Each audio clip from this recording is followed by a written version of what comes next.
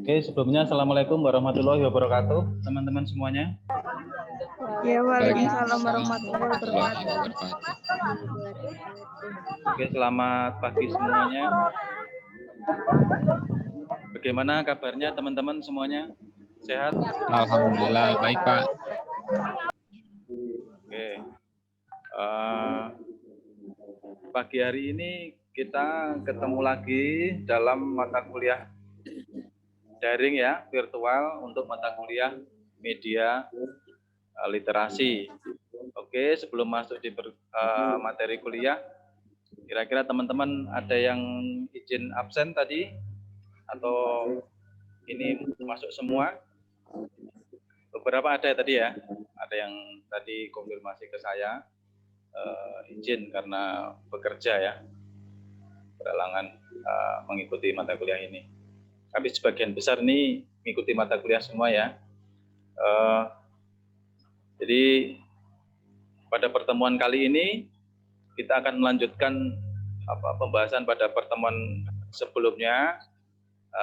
Seperti yang sebelumnya sudah saya share materi ya.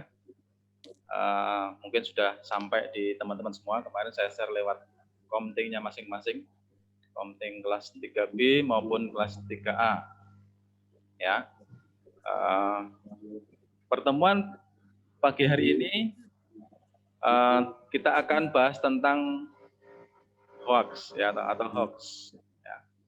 Bahwa mata kuliah pada pertemuan kali ini capaian pembelajarannya diharapkan mahasiswa nantinya bisa mengidentifikasi ya, mengidentifikasi informasi-informasi yang beredar di media, baik itu media sosial, media online maupun media cetak ya, tentang seputar hoax atau berita bohong atau berita palsu ya.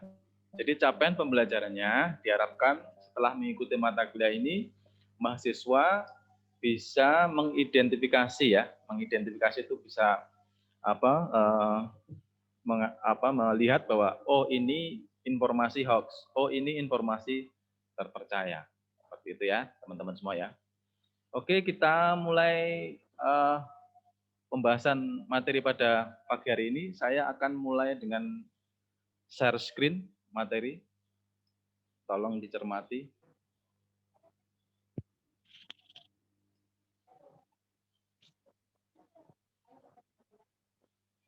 Bisa dilihat teman-teman share screen-nya? Halo teman-teman. Bisa, Pak. Bisa dilihat ya? Bisa Pak, jelas. Bisa, Pak. Ya, silahkan di unmute untuk mendengarkan paparan dari saya dulu. Jadi pagi hari ini kita akan bahas tentang hoax atau kabar bohong atau informasi palsu ya. Kita mulai dari definisi ya, bahwa hoax itu secara umum, secara garis besar, seperti yang mungkin orang awam sudah ketahui, itu adalah kabar atau informasi atau berita palsu atau bohong ya. Kabar, informasi atau berita yang itu palsu atau bohong.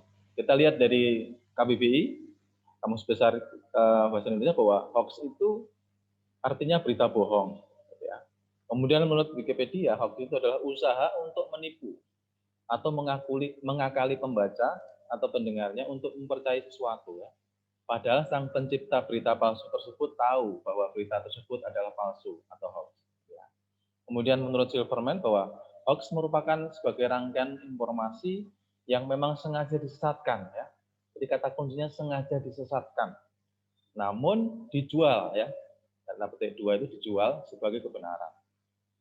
Kita lanjut. Ini ada kaitan dengan hoax juga, namanya fake news. Itu menurut Warman bahwa fake news itu berita palsu yang mengandung informasi yang memang sengaja disesatkan. Ulang lain hampir sama kayak tadi ya, disesatkan, memang sengaja disesatkan. Hanya saja menurut Warman ini dia mengatakan bahwa kalau fake news itu ada muatan atau agenda politik tertentu. Ya. Jadi hoax bukan hanya menyesatkan, tapi ada agenda politik tertentu yang ada di dalamnya situ. Ya. Istilah lain berita hoax atau berita bohong dalam konteks jurnalistik itu berita buatan ya, atau berita palsu itu fake news. Itu biasanya kita temui di teman-teman jurnalistik di media massa yang biasa bikin berita. Kita lanjut. Ini ciri-cirinya. Jadi karena hoax ini kaitan dengan informasi, kaitan dengan berita di media gitu ya, jurnalistik, kita patokannya jadi kebijakan pemerintah itu yang pemangku media-media seluruh Indonesia itu ada namanya Dewan Pers. Jadi kita ngacu ke Dewan Pers sebenarnya. Jadi menurut persnya Dewan Pers itu, ciri-ciri hoax itu seperti itu. Teman-teman sudah baca ya, sudah dapat share ini. Jadi yang pertama itu yang pasti mengakibatkan kecemasan, kebencian dan permusuhan. Ya. Membuat cemas. Kalau kita lihat, kita baca, kita jadi cemas, menimbulkan cemasan. Dan mungkin selain cemas, mungkin benci dan permusuhan. Ada satu di antaranya itu sudah masuk kategori hoax. Kemudian yang kedua, sumber beritanya tidak jelas. Ya, tidak jelas. Hoax di media sosial biasanya pemberitaan media yang tidak terverifikasi, tidak berimbang, dan cenderung menyudutkan pihak tertentu. Ya, menyudutkan atau menyerang pihak tertentu. Lalu yang ketiga, bermuatan fanatisme atas nama ideologi, judul dan pengantarnya provokatif ya, memprovokasi, membujuk, memberikan penghukuman, serta menyembunyikan fakta dan fakta. Ciri khas selain hoax adalah biasanya ditulis judulnya itu biar menarik itu kan, menonjolkan hurufnya kapital semua. Ya. Terus kemudian hurufnya dibikin bold, tebal, untuk menimbulkan perhatian pembaca. Ya. Banyak tanda seru, kadang-kadang ditambahin tanda seru gitu ya. Kemudian tanpa menyebutkan sumber informasi, informasinya nggak jelas. Ciri utama hoax adalah tanpa sumber, itu ciri utamanya. Sumbernya nggak ada, ya, sumbernya nggak ada itu ciri utama. Kemudian penyebar hoax biasanya menuliskan kopas dari grup sebelah atau kiriman teman. Biasanya kita disuruh untuk nge-share selanjutnya, silahkan share selanjutnya. Ngajak untuk nge-share ke mungkin lewat grup-grup WA atau lewat media sosial yang lain. Kita diajak, kita dibujuk gitu ya. Selanjutnya ini menurut Anto Satrio Wibowo, ciri-ciri hoax juga. Biasanya menurut dia didistribusikan via email atau media sosial karena efeknya lebih besar. Ya. Lalu yang kedua itu pesannya membuat cemas, hampir sama kayak tadi, panik para pembacanya, hampir sama kayak tadi. Lalu yang ketiga diakhiri dengan himbauan agar pembaca segera memforward, ya, menge-share, ya, meneruskan ke forum yang lebih luas, mungkin grup, kita punya grup di kampung, kita punya grup di organisasi, kita punya grup teman, gitu, untuk di-share lagi gitu ya. Hoax memanfaatkan itikat baik pembaca sehingga pembaca email ini tanpa meneliti terlebih dahulu kebenarannya.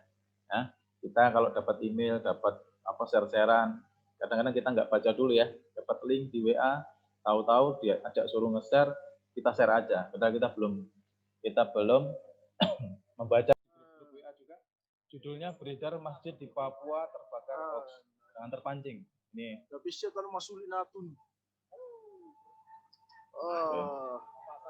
Ini sebagai salah satu contoh saja teman-teman.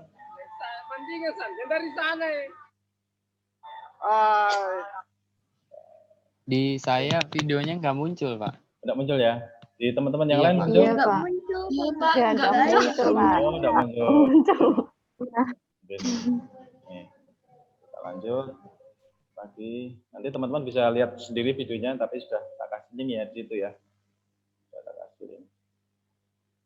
Itu salah satu contoh teman-teman.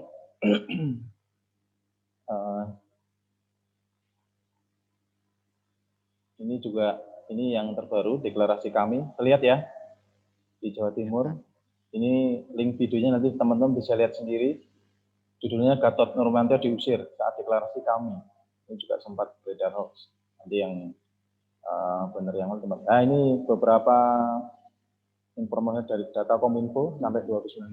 Ini data yang sampai 2019. Begitu banyak hoax yang beredar. Ini referensinya. Jadi teman-teman sudah dapat materinya. Nanti silahkan dipelajari, diperdalam lagi. Termasuk contohnya itu bicara sekarang. Setiap saat banyak bermunculan hoax. Termasuk sekarang yang baru isunya Undang-Undang Cipta Kerja ya. Itu saja teman-teman materi kuliah pada pagi hari ini. Silahkan saya buka diskusi atau jawab. Yang mau bertanya silahkan langsung speak up audionya. Silahkan. Siapa?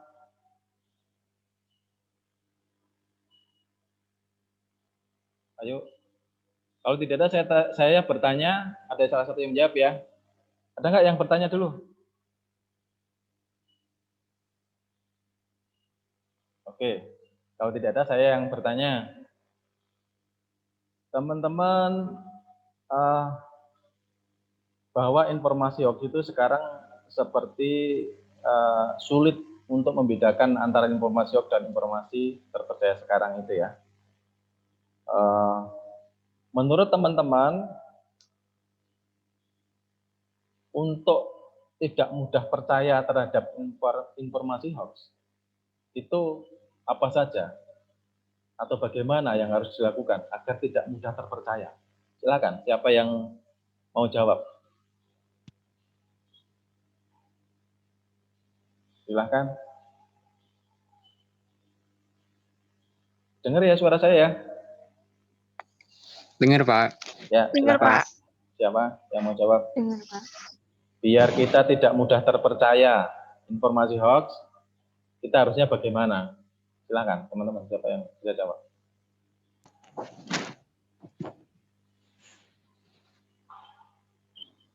Saya mau jawab dikit, Pak. Silakan, si Titik ini ya. Ya, Silakan Titik. mungkin yang pertama kita cari tahu dulu berita itu, Pak. Maksudnya sumber beritanya itu dari mana gitu. Oke. Terus ada lagi? Terus baru diteliti itu beritanya benar apa enggak. Udah gitu dulu aja, Pak. Yang pertama. Ya. Oke, terima kasih Titik. Ada yang lain yang mau sampaikan pendapat?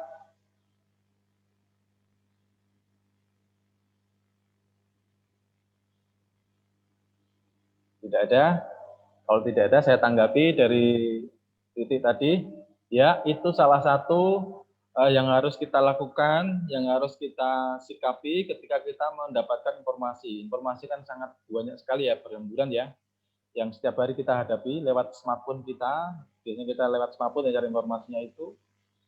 Yang pertama, kita cek sumbernya ada enggak. Kalau ada sumbernya, jelas apa enggak sumbernya.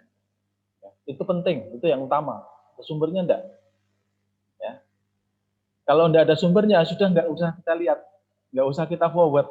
Meskipun di situ ada ajakan untuk mau-forward atau men-sharing ke yang lain. Biarin aja. Atau bahkan di-delete aja udah, menu-menuin HP, menu-menuin nanti kapasitas di HP ya, apalagi video ya, menu-menuin. Apalagi sampai dibuka, nanti udah mengurangi kuota juga kan. Videonya panjang lagi gitu kan. Itu yang pertama ya. Itu yang utama, pertama dan utama, sumbernya.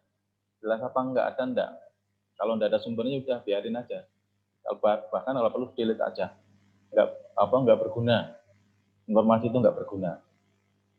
Kemudian selanjutnya selain sumber apa yang perlu dicek lagi? Apa? Itu Pak, kayak website resmi itu, misalnya di DPR ya, kita kunjungi websitenya resmi DPR gitu. Oke, terima kasih Finalia. Ya, kita lihat itu salah satu bagian dari menelusuri bahwa itu hoax atau enggak. Kita lihat sumbernya dari mana itu. Dari sumber siapa yang menyebarkan, kemudian ini sumber medianya. Ya, medianya apa? Oh, media misalkan di DPR. Kita lihat di DPR. Ya. Itu juga bisa. Tapi yang lebih utama lagi teman-teman, tadi itu kan perangkat-perangkat yang untuk ngecek ya. Yang lebih utama lagi, teman-teman harus baca. Kalau nggak membaca kan teman-teman nggak tahu isinya ini apa, misalnya informasi. Ini informasinya menghasut apa enggak, ini provokatif apa enggak, ini menyebarkan kebencian apa enggak. Kalau ada di antara salah satu itu, sudah, nggak usah di-forward. Ini hoax berarti ini. Ini ngajak anarkis ini demonya. Ya. Itu teman-teman ya, secara garis besar itu bagaimana kita mengidentifikasi hoax. Kita berharap seperti capaian pembelajaran tadi itu, teman-teman semua bisa mengidentifikasi informasi hoax, kabar bohong, biar kita tidak jadi korban hoax. Ya. Kalau sudah tidak ada pertanyaan lagi, saya akhiri. Sebelum saya akhiri, saya titip salam ke teman-teman untuk terus bersemangat, untuk terus menjaga kesehatan di masa pandemi ini. Semoga kita semua terus terjaga kesehatannya, ya, sehingga aktivitas kita terus berjalan seperti biasanya, meskipun perkuliahan kita laksanakan secara daring. Lebih lanjutnya nanti teman-teman konkretnya kalau misalnya ada hal yang kurang atau masih banyak pertanyaan yang lain, nanti bisa disampaikan lewat WA atau di grup WA ya, sampaikan ke saya langsung. Terima kasih teman-teman semuanya. Saya akhiri, akhir kalam. Wassalamualaikum warahmatullahi wabarakatuh. Selamat menjalankan aktivitas selanjutnya. Waalaikumsalam warahmatullahi wabarakatuh.